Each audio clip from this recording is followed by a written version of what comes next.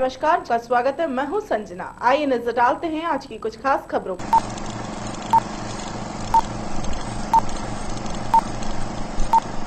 दिल्ली सरकार के odd even फॉर्मूले के सर्वे पर उठे सवाल। नरेला में रेवेन्यू अधिकारी करने निकले सर्वे। दिल्ली सरकार के ऑड इवन फॉर्मूले पर सर्वे पर उठे सवाल। आज नरेला में रेवेन्यू अधिकारी सर्वे करने निकले। आम आदमी पार्टी की सरकार के अधिकारी पब्लिक ओपिनियन लेने निकले तो पब्लिक ओपिनियन पब्लिक के बीच जाकर नहीं बल्कि आम आदमी पार्टी के विधायक के कार्यालय में सर्वे लिया गया और मात्र 50 लोग पहुंचे। पर यह भी सच है कि आम आदमी पार्टी के ऑफिस में कौन लोग सर्वे देने आएंगे यह भी साफ है। वहां सिर्फ आम आदमी के वर्कर्स ही आएंगे। दिल्ली की नंबर 1 नरेला विधानसभा में ये सर्वे शुरू हुआ और सभी को मैसेज किया गया कि नरेला विधानसभा के बख्तावरपुर में ऑड इवन पर पब्लिक ओपिनियन लिया जाएगा। जगह लिखी थी। बख्तावरपुर रोड विधायक शरद चौहान के कार्यालय पहुंचे और यहां शरद चौहान के कार्यालय पर अलीपुर नरेला एसडीएम पहुंचे और पब्लिक ने ओपिनियन जाना और मात्र 50 लोग पहुंचे और ऑफिस आम आदमी पार्टी का था तो यहाँ लोग ही इन्हीं की पार्टी के वर्कर थे और इसीलिए सभी ने सभी प्रश्न का हाँ में उत्तर दिया। यदि यही सर्वे इसी गांव के चौक पर होता तो सभी पार्टियों के लोग आते और जवाब सब तरह के होते, पर सर्वे आम आदमी पार्टी अपने अनुसार चाहती थी और इसीलिए ऑफिस में ही उन्होंने सर्वे किया। इस सर्वे में समर्थन के बाद लोगों ने राय अलग अलग दी। कुछ लोगों का कहना था कि बाइक पर भी ऑड इवन लागू हो, वीआईपी गाड़ियां भी इसके दायरे में हो, महिलाओं की छूट का भी विरोध किया जाए। कुल मिलाकर यदि इसी तरह सर्वे आप विधायकों के कार्यालय में ही होंगे तो कैसे प्रासंगिक माने जाएंगे? अरे आज से ही कर दो तो बहुत ही अच्छा है, मगर एग्जाम के दौरान में नहीं सर। बच्चों के एग्जाम जो होंगे ना उसमें तो फिर गड़बड़ा जाएगी, सारी व्यवस्था गड़बड़ा जाएगी। तो शुरू तो ये कर ही देंगे आप, लेकिन उस दौरान में आप बंद कर दीजिएगा। जब शुरू होगी सर, इसको लेकर पब्लिक ट्रांसपोर्ट में भीड़ ज्यादा बढ़ेगी, उसको लेकर सरकार को कुछ चिंतित करना पड़ेगा। पब्लिक ट्रांसपोर्ट इनसे ही हम दुखी हैं।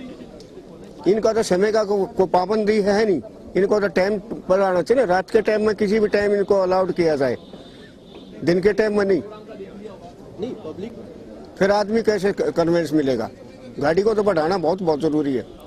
और दूसरा ये जो बोलते हैं गोपाल राय जी ट्रांसपोर्ट मिनिस्टर की भाई साइकिल जो है सब्सिडी से मिलेगा तो सो मच बेटर, साइकिल भी दे देना चाहिए ताकि लोगों को भाई पेट्रोल भी नहीं लगेगा, कुछ भी नहीं लगेगा, एक्सरसाइज भी होगी, शरीर से भी दुरुस्त रहेगा आदमी, समझे ना? तो ये तो बिल्कुल जरूरी है। गाड़ियों को छूट देनी चाहिए सर, सीएनजी गाड़ी को छूट देनी चाहिए। हाँ, ऑड इवन को जो है ना, वीआईपी गाड़ियां जो चल रही है कौन सी वीआईपी गाड़ियां? वीआईपी गाड़ी नहीं, सभी को बिल्कुल कोई वीआईपी वगैरह वीआईपी जो ना अपने। लेकिन इसमें कुछ सुधार की जरूरत है। जैसे अभी इसमें क्या कर रखा था भाई, सीएनजी गाड़ियों के लिए नहीं था। अब क्या होगा कि लोग बाग अपनी डीजली गाड़ियां बेच के सीएनजी लेना शुरू कर देंगे, जाम तो सेम रहेगा और जाम लगने से ही प्रदूषण होता है। तो इसके हिसाब से, मेरे हिसाब से तो जो है ना, इसका होना चाहिए कि सभी पे लागू होना चाहिए, जो सीएनजी हो चाहे कोई भी हो। कब से लागू करनी चाहिए? कब से इसको तो लागू जितनी जल्दी कर दे उतना अच्छा है। लेकिन जैसे अभी बच्चों के रिजल्ट आने पेपर होंगे तो उन पेपरों में जो है ना इसको नहीं किया जाए तो अच्छा रहेगा, क्योंकि उस टाइम पे अभी हमारी गवर्नमेंट के पास इतना व्हीकल है नहीं कि वे स्कूलों में ले जाए या बच्चों को टाइमली पहुंच जाए। क्या राय लेंगे जनता से? तो ऑड इवन के बारे में थी कि जो पीछे लागू किया था 15 दिन का, तो जो नहीं वो उससे पहले जब हम लागू करने से पहले पब्लिक कहती थी बाहर से थोड़ी पूछा है। ऑड इवन तो लागू किया है, हिटलर साइड जता दी अपना, एक अरविंद जी ने अपना एक कह दिया कि ऑड इवन 15 दिन के लिए लागू हुआ तो जनता ने उसको देखा कि बहुत अच्छा रहा। तो इस बार अरविंद जी का एक फैसला था कि इनको जनता से पूछ के लागू करो, करना क्या है। तो इस तरीके की हर विधानसभा में 4 नुक्कड़ मीटिंगों का प्रावधान रखा गया। आज 2 जगह थी, होलंबी में और अपना बख्तावरपुर में। कल की जो है वो एक नरेला है, एक स्वतंत्र नगर में है। तो इस तरह जनता की जो ओपिनियन है, हमारे एसडीएम महोदय जी, एसडीएम हमारे साथ थी, उनको रिकॉर्डिंग करने के लिए, सारा सिस्टम रिकॉर्ड करने के लिए उनको भेज रखा था सरकार। तो इसमें जो जितनी भी जनता की राय है, जो भी राय है, जिस तरीके की वो सरकार अब देखेगी इसको आगे क्या करना है, लागू करना है या जनता क्या चाहती है, कैसे लागू करना है। ज्यादा चाहती है लागू करना है, जनता का क्या राय है? वो तो आप भी साथ खड़े थे। ऑड इवन तो सब। दिल्ली से यामिन शाह की रिपोर्ट। दिल्ली में कांग्रेस ने कई किलोमीटर लंबा जुलूस निकाला। चीफ गेस्ट अजय माकन ने की आम आदमी पार्टी और भाजपा की आलोचना, कहा दोनों पार्टियों ने जनता को ठगा है। ये जुलूस से दिल्ली के हैदरपुर में कांग्रेस कार्यकर्ताओं का हजारों कार्यकर्ता हैदरपुर में मोटरसाइकिल लेकर खड़े हुए और यहीं पर कांग्रेस के दिल्ली प्रदेशाध्यक्ष अजय माकन पहुंचे और करीब 5 किलोमीटर लंबी यात्रा की। 5 किलोमीटर लंबा जुलूस कांग्रेस के कार्यकर्ताओं ने निकाला। जुलूस हैदरपुर से चलकर त्रिलोचन भवन शालीमार बाग पहुंचा। साथ ही जुलूस में प्रदेश कांग्रेस अजय माकन ने और कार्यकर्ता जोश में है और खुलेआम कह रहे हैं कि यह हमारी निगम चुनाव की तैयारी है। कार्यकर्ता सम्मेलन में प्रदेश अध्यक्ष अजय माकन ने आम आदमी पार्टी की सरकार और बीजेपी दोनों को कोसा। आम आदमी दिखाई दे रहा है, नहीं दिखाई दे रहा है ना, तो इसका मतलब यही है, क्लियर मैसेज है, आने वाले समय में कॉरपोरेशन में ना ये बीजेपी भ्रष्ट जो दूसरों पे एक दूसरे पे आम आदमी पार्टी और बीजेपी दोनों एक दूसरे पे आरोप प्रत्यारोप की राजनीति कर रहे हैं। इसका बिल्कुल कूड़े वाली दिल्ली बनाया हुआ है इन्होंने। अब ये आने वाले समय में इनका सफाया ये खुद कर देंगे और हम अभी से स्वच्छता का अभियान शुरू करेंगे। इस पूरी विधानसभा में, शालीमार बाग विधानसभा में हम आने वाले दिनों में कॉर्पोरेशन का बाई इलेक्शन होना है और इसलिए इस वार्ड और इस ब्लॉक के अंदर हम लोगों ने आज ये कार्यक्रम रखा है।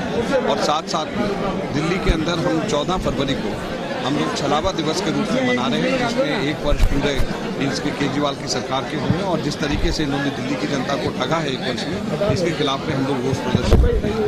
सर, जो अभी बाइकर्स आए थे, किसी ने भी हेलमेट नहीं लगाया था, सभी ने ट्रैफिक का बहुत उल्लंघन किया है। ट्रैफिक मैं सबको अनुरोध करूंगा कि ट्रैफिक का नियमों का पालन करें और नियमों को सभी युवाओं को पालन करना चाहिए। मैं सबसे अनुरोध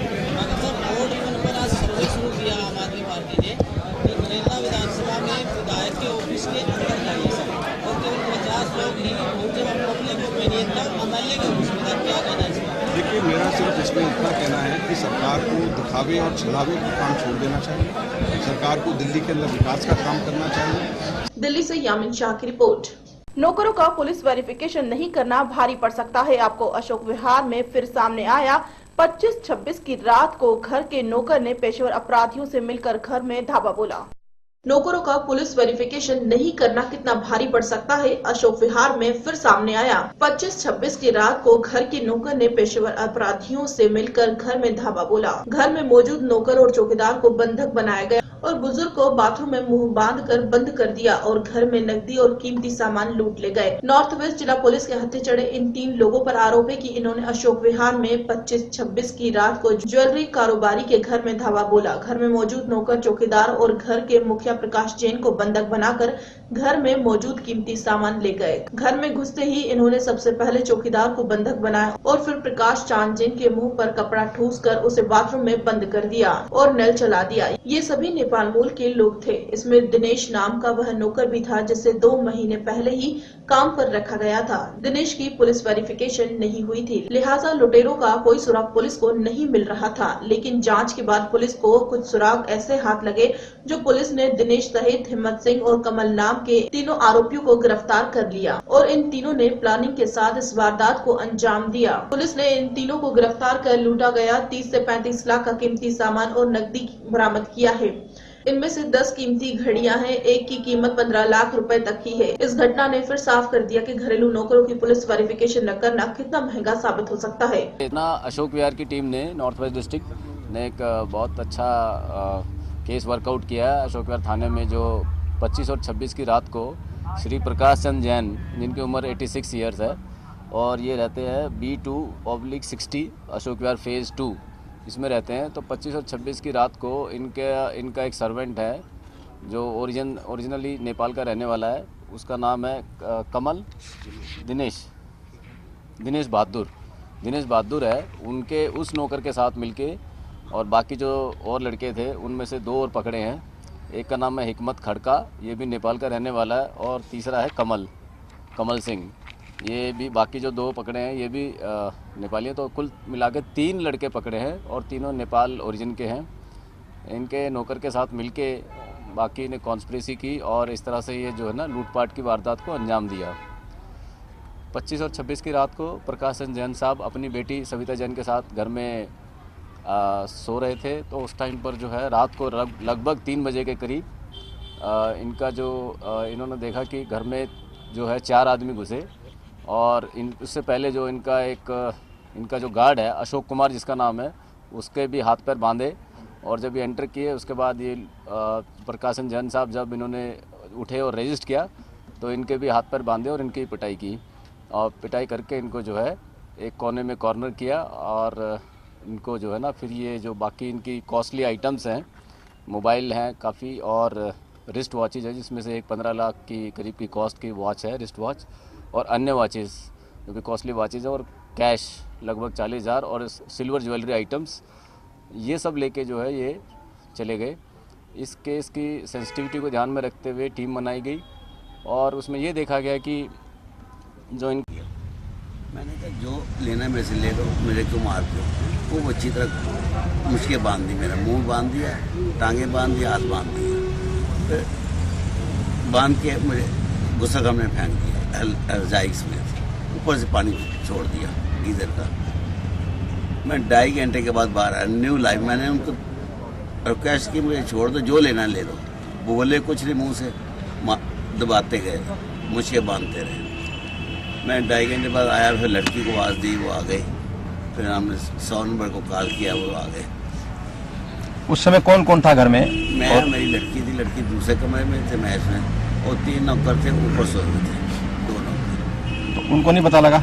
उनको भी ला कर गए थे, बाहर से ला कर गए थे। यही लड़का जो हमारे पास था, यही इसी ने किया सर। ये कितने दिन पहले रखा था सर आपने? 2 महीने। किसके थ्रू रखा था इसको? कैसे आप? साथ वाले बगल वाला है जो भाग गया, उसके थ्रू। सर आपको नहीं लगता कि अगर पुलिस वेरिफिकेशन कराई होती तो इस वारदात से कहीं ना कहीं बचाव हो सकता था? हो जाता जी, ये मैं तो हैरान हूँ, बगैर वेरिफिकेशन इन्होंने पकड़ा कैसे? सही बात नहीं है। बगैर किसी वेरिफिकेशन के आते पते के नौ शनाख्त भी कोई नहीं, तो जितनी भी इनकी तारीफ की देख कम है। सर तारीफ तो इनकी है, लेकिन और लोगों को तो मैसेज जाता है ना कि वेरिफिकेशन जरूर करनी चाहिए। वो हमारी गलती मानते हैं। हम दिल्ली पुलिस के बहुत थैंक्सफुल हैं, बहुत बहुत धन्यवाद करते हैं कि इनके खास करके डीसीपी शोकविहार, एसीपी शोकविहार प्लस वरिंदर जी SHO और उनकी टीम के बहुत बहुत शुक्रगुजार हैं कि इन्होंने हमारी बड़ी हेल्प की है। इन्होंने दिन रात मेहनत करके ये केस को सॉल्व किया है। Thank you. दिल्ली से यामिन शाह की रिपोर्ट।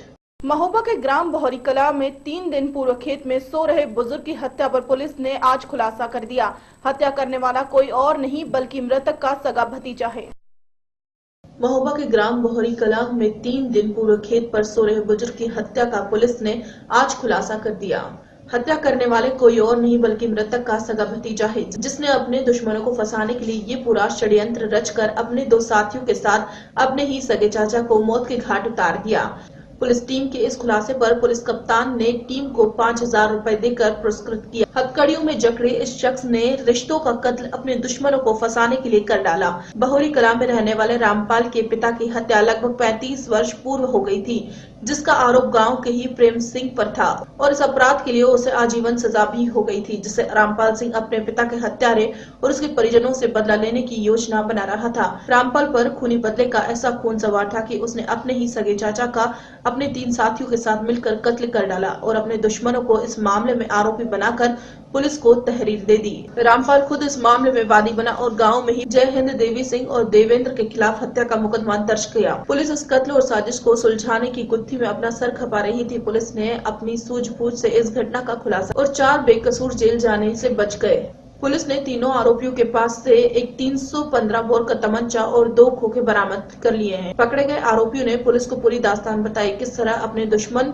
को ठिकाने लगाने के लिए उसने अपने ही सगे चाचा को मौत के घाट उतार दिया।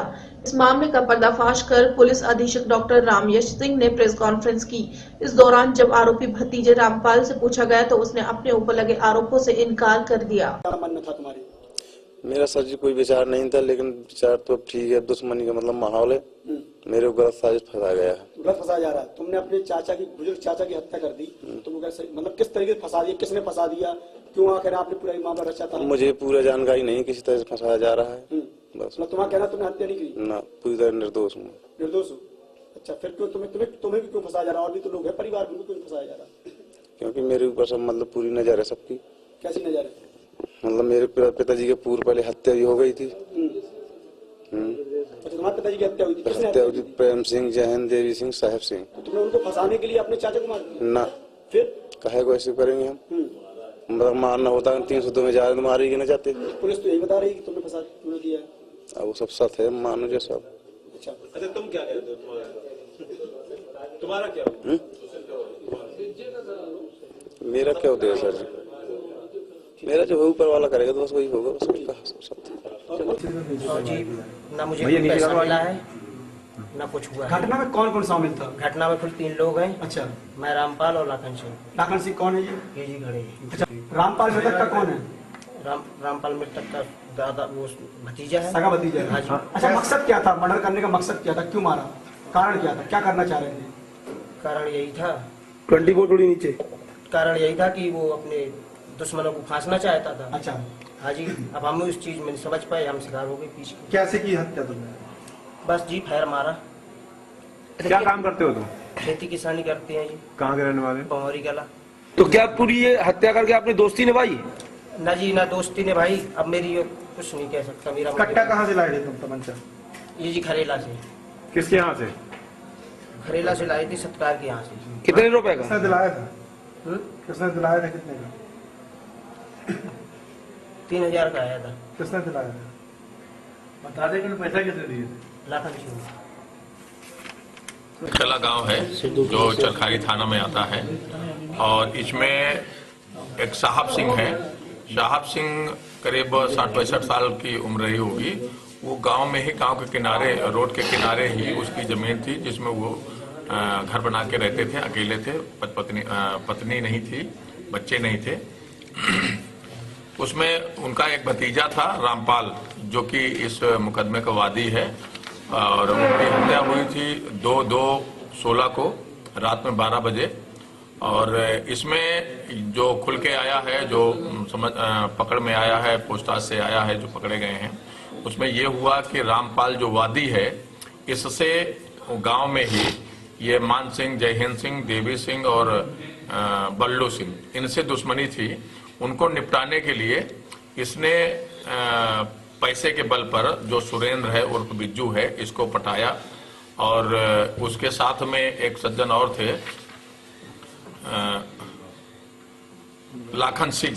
महोबा से इसराइल कुरैशी की रिपोर्ट। जिले के काजाखुर्द गांव में आज रेल राज्य मंत्री बीजेपी के पूर्व जिलाध्यक्ष स्वर्गीय सुशील राय की प्रतिमा का अनावरण करने पहुंचे थे। इस दौरान जिले के आला बीजेपी नेताओं ने रेल राज्य मंत्री मनोज सिन्हा का स्वागत किया।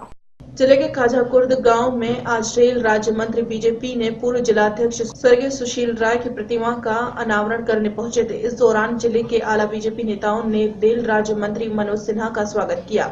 आपको बताते चले कि 2014 लोकसभा चुनाव के दौरान मोदी के आगमन की तैयारियां करते वक्त रोड एक्सीडेंट में बीजेपी के जिला अध्यक्ष सुशील राय की मृत्यु हो गई थी और मोदी जी ने कार्यक्रम रद्द कर दिया था। लेकिन मोदी की बीजेपी सरकार बनने के बाद मृतक सुशील राय के परिवार से वादा किया था कि वो मिलने उनके गांव आएंगे। करीब 1.5 साल बीत जाने के बाद मोदी नहीं आए। इस मामले पर घोसी सांसद हरिनारायण राजभर ने मोदी पर निशाना साधा और कहा कि जनता इंतजार कर रही है मोदी का। पारी पारी हम लोगों ने प्रधानमंत्री और से मिला। हमने यही एक ही बात दोहराया, मानवर, जो आपने सेंट्रल हॉल में वादा किया कि हम मऊ जरूर जाऊंगा, मऊ की जनता याद कर रही है।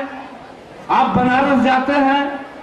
वहीं बीजेपी के पूर्व जिलाध्यक्ष स्वर्गीय सुशील राय की प्रतिमा का अनावरण करने पहुंचे रेल राज्य मंत्री मनोज सिन्हा ने कांग्रेस पर निशाना साधते हुए कहा कि पूर्वांचल में ट्रकों के दोहरीकरण पर कहा कि 1905 से जनता को दूसरे का पाप भुगत रही है, वह अब मोदी सरकार में नहीं भुगतना पड़ेगा। मनोज सिन्हा ने कहा कि ट्रकों का दोहरीकरण जल्द किया जाएगा और पूर्वांचल में जो भी रेल नेटवर्क बचा है उसे जल्द पूरा करने के लिए ही बीजेपी ने उन्हें जिम्मा सौंपा है और रेल संबंधित कोई भी कार्य पूर्वांचल में नहीं बचेगा। अच्छा काम करता है तो पुण्य का भागीदार होता है, खराब काम करता है तो पाप का भागीदार होता है। लेकिन राजनीति में और शासन में ये धर्म ग्रंथों की बात नहीं चलती। पाप कोई करता है, भोगना किसी को पड़ता है। तो 1905 से जो पाप मऊ की जनता भोग रही थी और नहीं भोगेगी, ये नरेंद्र मोदी की सरकार करेगी, ये जरूर जो है वो समाप्त हो जाएगी। इंदारा दोहरी घाट का अमान परिवर्तन निश्चित रूप से पूरा कर दिया जाएगा। और यही नहीं, जो पूर्वांचल में रेल नेटवर्क बचा है सबका दोहरीकरण करना, ये हमारी जिम्मेदारी है। मैं समझता हूँ कि भारतीय जनता पार्टी ने इसीलिए जिम्मा हमको दिया है, तो ये तो हमारा जिम्मा है। इसको निश्चित रूप से इस बार कुछ बचेगा नहीं। पूर्वांचल में रेल की दृष्टि से कोई काम नहीं बचने वाला। समाजवादी पार्टी के एक नेता ने कहा कि मोदी अफवाह फैलाकर पीएम बने हैं, इस पे आप क्या कहेंगे? जिस पार्टी को प्रदेश में कोई काम नहीं करना है वो फजूल बातें करती है। मऊ से आसिफ रिजवी की रिपोर्ट। मऊ जिले के मोहम्मदाबाद कोतवाली क्षेत्र के 40वां गांव में उस वक्त हंगामा मच गया जब एक क्षेत्र पंचायत के सदस्य को सपा समर्थित ब्लॉक प्रमुख चुनाव पद के उम्मीदवार को वोट दिलाने के लिए अगवा कर लिया गया। मऊ जिले के मोहम्मदाबाद कोतवाली क्षेत्र के 40वां गांव में रात 1 बजे उस वक्त हंगामा हो गया जब एक क्षेत्र के पंचायत के सदस्य मंजू कनौजिया को सपा समर्थित ब्लॉक प्रमुख चुनाव पद के उम्मीदवार मोहम्मद मनान को वोट दिलाने के लिए अगवा कर लिया गया। वहीं अगवा का आरोप कोतवाल राम स्वरूप वर्मा और सपा विधायक बैजनाथ पासवान पर लगा है। इस घटना से इलाके में हंगामा और सनसनी मच गई है। वहीं महिला सदस्य के पति ने आरोप लगाया कि देर रात को कोतवाल अपने सिपाहियों के साथ घर गए और उसकी पत्नी को अगवा कर लिया। वहीं गांव के लोगों का आरोप है कि सपा विधायक बैजनाथ पासवान और मोहम्मदाबाद कोतवाल ने सपा समर्थित प्रत्याशी मोहम्मद मानन ने क्षेत्र पंचायत सदस्य का अपहरण करवा लिया। वहीं इस मामले को लेकर सैकड़ों की संख्या में ग्रामीण थाने पहुंचकर शिकायत कर रहे हैं। मामले की जानकारी होने पर मीडिया भी मौके पर पहुंची तो सारा मामले पर प्रकाश आया।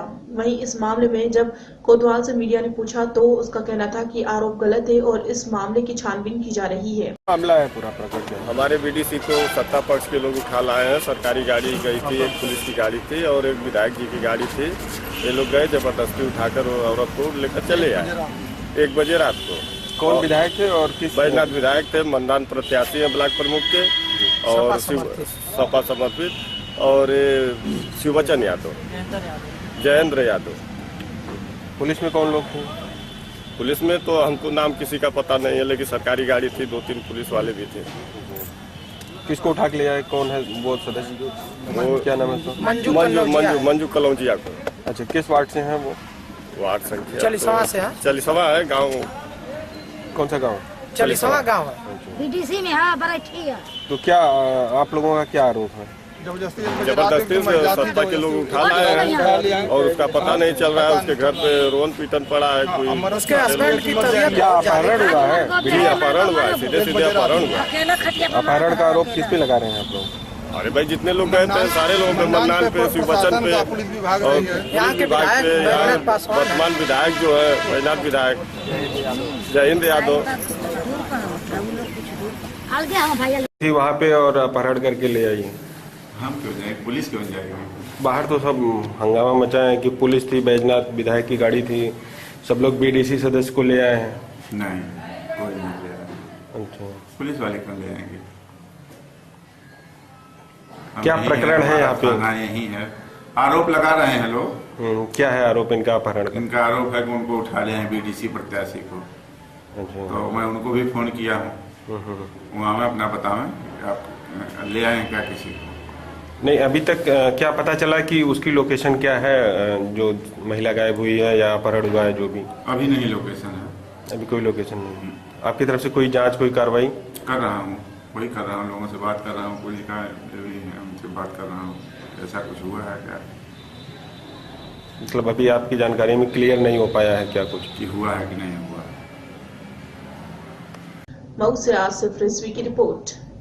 मोगा के दोसंज रोड से एक नाबालिग लड़की को शादी का झांसा देकर भगाने वाले 2 आरोपियों को मोगा पुलिस ने लड़की के साथ पटियाला से गिरफ्तार कर मोगा की अदालत में पेश किया। 28 दिसंबर 2015 को मोगा के दोसांझ रोड से एक नाबालिग लड़की को शादी का झांसा देकर भगाने वाले 2 आरोपी हरप्रीत सिंह और गोविंदर को मोगा पुलिस ने आज लड़की के साथ पटियाला से गिरफ्तार कर मोगा की अदालत में पेश किया। दोनों आरोपियों को पुलिस रिमांड में लिया और गहनता से जांच कर रही है कि नाबालिग लड़की को कहां रखा और कौन कौन से लोगों ने उसको भगाने में साथ दिया है। चौकी इंचार्ज रामू लोभाई ने बताया कि 28 दिसंबर 2015 को 2 लड़कों ने एक नाबालिग लड़की को शादी का झांसा देकर भगाकर ले गए थे। पुलिस ने 2 जनवरी 2016 को FIR आईनो 1 अंडर सेक्शन 363, 366, 120 B के तहत मामला दर्ज किया था और उसी दिन से इन लोगों की तलाश की जा रही थी। हमें सूचना मिली कि यह लोग पटियाला में हैं और हमने सुबह ही इन लोगों को पटियाला बस स्टैंड से गिरफ्तार किया है और इन सबका मेडिकल करवाने के बाद मानयोग अदालत में पेश किया जा रहा है।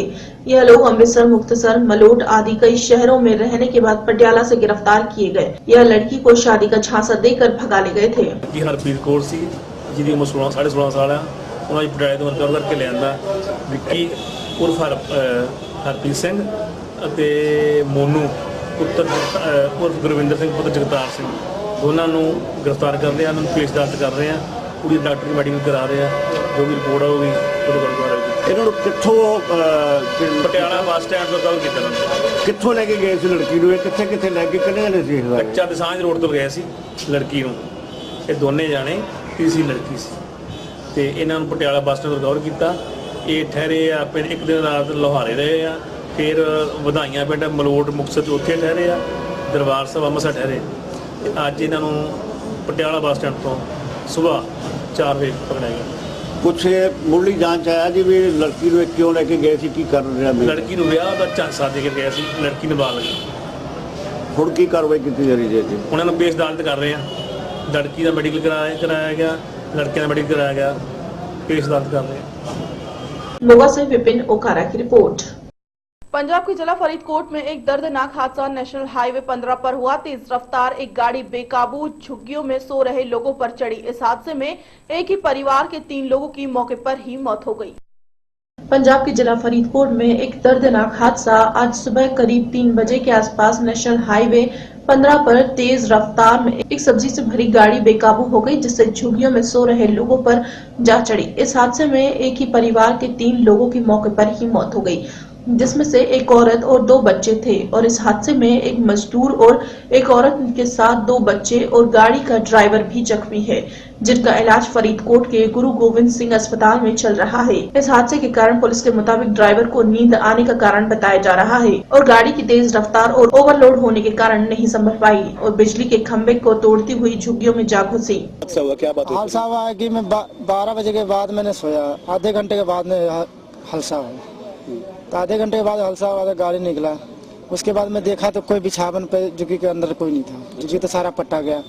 उसके बाद देखे तो थल्ले सारा पड़ा था, सारे के एक एक करके काट के फिर गाड़ी भागने लगी। किसी नंबर पे गाड़ी नहीं मिलता। इसका 2 घंटे के बाद गाड़ी मिला मेरे को। 2:30 बजे गाड़ी मिला। 2:30 बजे के बाद यहाँ आए तो एक हादसा यहाँ पे हो गया, 2 तो थे खत्म हो गया, एक लड़की एक बुढ़िया। कुल कितने लोग पूरे हुए? कुल 7 आदमी है। एक्सपायर कितने हो गए? उसमें से 4 तो सही है, अभी 3 खत्म हो गए। अच्छा, अभी पुलिस क्या कार्रवाई कर रही है? पुलिस कार्रवाई यही कर रहा है, वो करा के भी पर्चा कटाओ, उसके बाद जो करना है अपना पोस्टमार्टम कराओ, उसके बाद फिर अपा भी कार्रवाई करेंगे। आप क्या चाहते हो, क्या होना चाहिए? अपा तो सोच रहे हैं कि अपा जो उसका अगले का जिंदगी चला गया, उसको कुछ जो आगे बच्चे कोई है नहीं कमाने वाला, उसको तो कुछ मिलना चाहिए। तो ये सर पहले वहाँ पर कांच में मारा, दीवार पोल में मारने के बाद वहाँ से हम लोग उठ गया। फिर गड्डी को फोन लगा, इमरजेंसी गड्डी को फोन नहीं चक्का। फिर सिपाही आया, वो भी बुलाया नहीं आया। फिर 2 आदमी फिर मर गया। मरने के बाद फिर 2 घंटे के बाद लाश ले गया उठा के। 1:40 मिनट में एक्सीडेंट हुआ।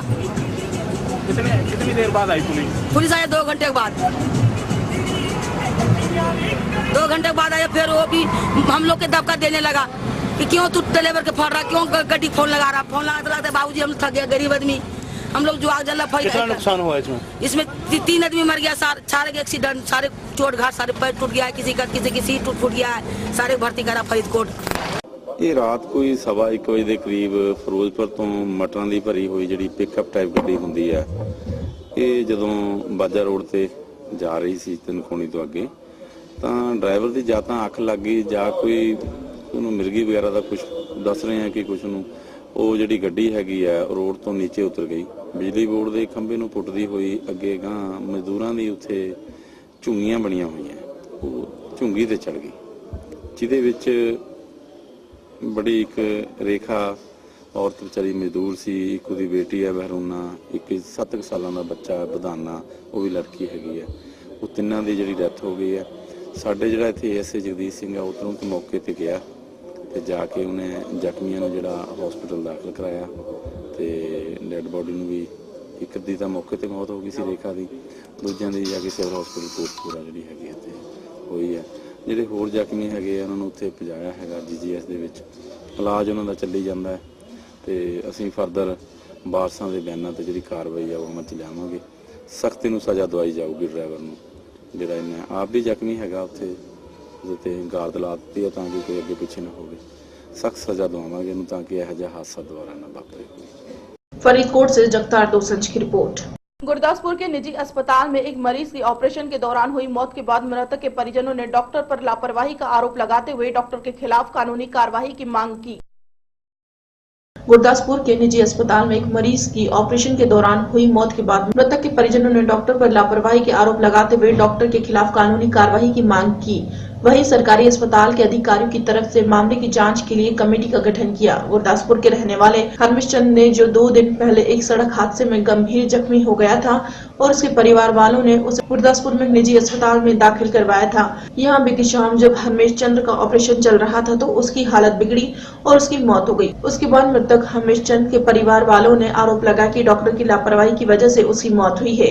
वहीं मृतक हरमेश के परिवार वालों ने मांग की है कि इलाज में लापरवाही करने वाले डॉक्टर के खिलाफ कानूनी कार्रवाई हो। करीब इतने सरकारी हस्पताल लैके आए थे इधर डॉक्टर साहब अंदर से अपना मनजीत सिंह बोबर जी इन्होंने स्कैन वगैरह की कहते कि मेरा बैक साइड से हस्पताल है सरकारी जॉब करते हैं मेरा बैक साइड से हस्पताल है तुम मेरे हस्पताल आ जाओ नॉर्मल ने इतने लिया के कल सारिया रिपोर्टां की दिमाग दी पैर अपना लत्त की बांह की मोढे की कहते बिल्कुल ठीक है। अज गया 10 बजे का इन्होंने सानू टाइम दिता 30,000 रुपया साढ़े को जमा कराया है।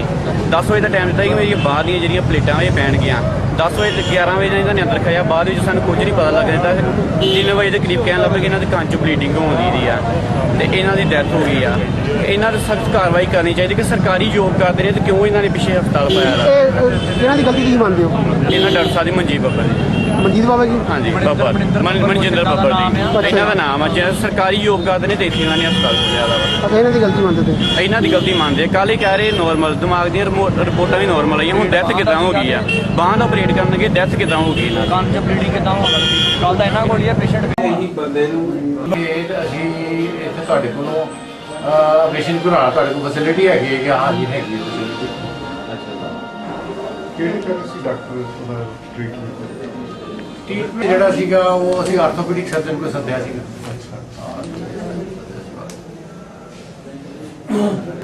ਇਹ ਮਲਟੀਪਲ ਇੰਜਰੀਜ਼ ਦਾ ਕੇਸ ਸੀਗਾ ਸਾਡੇ ਕੋਲ ਆਇਆ ਸੀ खुद आया सी कल शाम को ठीक है तो असी जो इन्वेस्टिगेशन की इन्वेस्टिगेशन के दौरान असी पाया कि ये पेशेंट शुगर का मरीज भी है जोड़ा कि उन्होंने पहला नहीं सी पता है ठीक है। उस तो बाद पेशेंट स्टेबल सी बड़ा फर्स्ट क्लास स्टेबल सीगा तो सवेरे इसका ऑपरेशन करवाना सीगा करवाना अज दोपहर के टाइम पर इनू वो वास्ते असी शिफ्ट किया थिएटर के शिफ्ट किया तो यदा सडनली जो कार्डियक अरेस्ट हो गई हार्ट बंद हो गया वो असी काफ़ी देर ट्राई किया वेंटिलेट भी किया इंटूबेट भी किया काफ़ी देर ट्राई करते रहे लेकिन वो रिवाइव नहीं हो सकिया ठीक है। सडन कार्डियक अरेस्ट जी है ये कार्डियक अरेस्ट आ सकती है हाँ जी तो ईवन डायबिटिक पेशेंट जोड़े अनकंट्रोल्ड अननोन डायबिटिक सीगा डायबिटिक पेशेंट जोड़े उन्होंने भी this is a non complication की sudden cardiac arrest is mention की होंगी है हाँ जी। बाकी जो भी होएगा पोस्टमार्टम में पता लगेगा कि what is the cause of death हाँ जी। साढ़े हिसाब नाल ते कार्डियक अरेस्ट जी हुई है either it is due to some embolism कोई होया वा हाँ जी ते या फिर sudden cardiac arrest diabetic patient हो जाती है ये डॉक्टर्स का कोई फॉल्ट नहीं है।